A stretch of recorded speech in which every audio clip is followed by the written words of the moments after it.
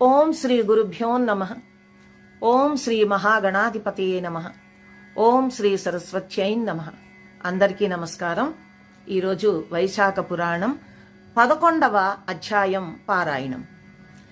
నారద మహర్షి అంబరీష మహారాజునకు వైశాఖ మాహాత్మ్యమును వివరించుచు ఇట్లనెను.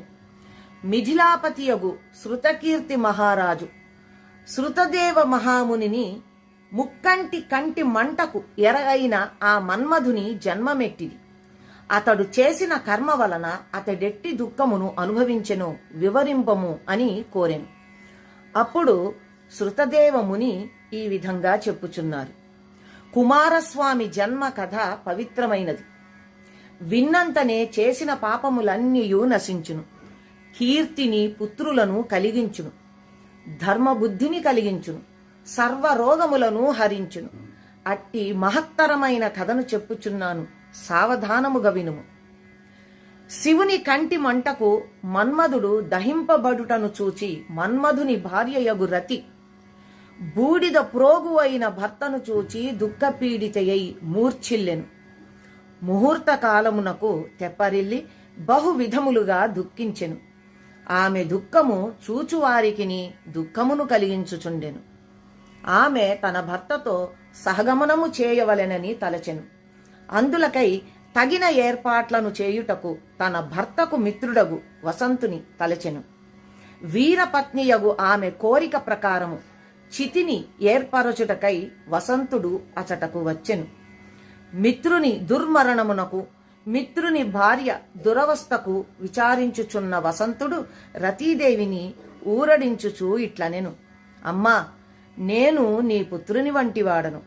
పుత్రుడనగు నేనుండగా నీవు సహగమనమునర్పవలదు అని వసంతుడు బహువిధములుగా చెప్పినను రతి సహగమనము చేయుటకే నిశ్చయించుకొనెను. వసంతుడు ఆమె నిశ్చయమును మరలింపలేకపోయెను. ఆమె కోరినట్లు చితిని నదీ తీరమున ఏర్పరచెను. ఆమె గంగా స్నానము చేసి సహగమనమున చేయవలసిన పనులను పూర్తి చేసి భర్తను తలుచుకొనుచు చితిని ఎక్కబోయెను. అప్పుడు ఆకాశవాణి, కళ్యాణి, పతిభక్తిమతి, అగ్నిప్రవేశము చేయకుము. శివుని వలనను శ్రీకృష్ణావతారమునెత్తిన శ్రీ మహావిష్ణువు వలనను నీ భర్తకు 2 జన్మలు కలవు. 2వ జన్మలో శ్రీకృష్ణుని వలన రుక్మిణీదేవికి ప్రద్యుమ్నుడుగా జన్మించును. నీవు బ్రహ్మశాపమున సంబరాసురుని ఇంటనుందు. అప్పుడు నీ భర్తయగు ప్రద్యుమ్నుడు నీతో కలిసి సంబరాసురుని ఇంట ఉండగలడు. ఆ విధముగా నీకు భర్తృ సమాగమము కలదు. అందువలన అగ్నిప్రవేశమును మానుము అని పలికెను. ఆకాశవాణి మాటలను పాటించి రతి అగ్నిప్రవేశమును మానెను. తరువాత బృహస్పతి, ఇంద్రుడు మున్నగు దేవతలు అటకు వచ్చి తమ ప్రయోజనమునకై శరీరమును కోల్పోయిన మన్మధుని భార్యయగు రతీదేవిని బహువిధములుగా ఊరడించిరి. ఆమెకు అనేక వరములను ఇచ్చిరి. శివుని కంటి మంటలో దహింపబడి శరీరము లేనివాడై అనంగుడను పేరును మన్మధుడును పొందును. నీకు మాత్రము యథాపూర్వముగా కనిపించును అని ఆమెకు వారు వరములనిచ్చి ఊరడించి పెక్కు ధర్మములను ఉపదేశించి ఇట్లనిరి. కళ్యాణి, పూర్వజన్మలో ఇతడు సుందరుడు అను మహారాజు.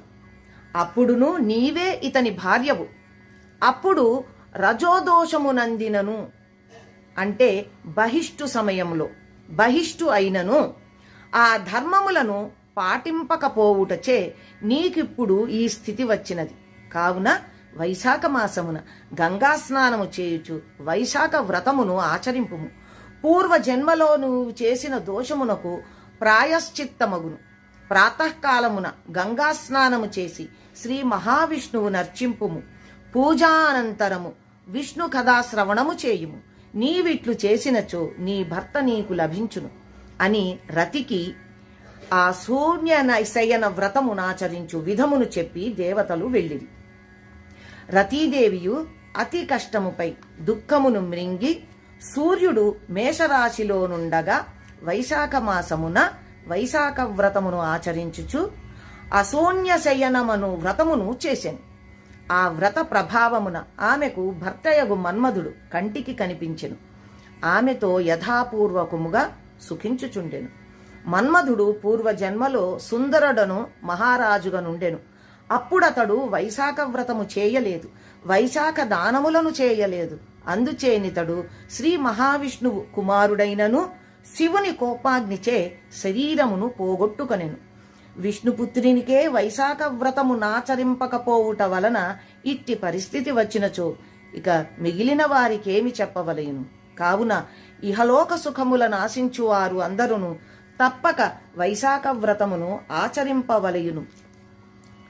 ఇంతటితో 11వ రోజు అధ్యాయము కూడా పూర్తి అయినది. తిరిగి రేపటి పారాయణంలో కలుసుకుందాం.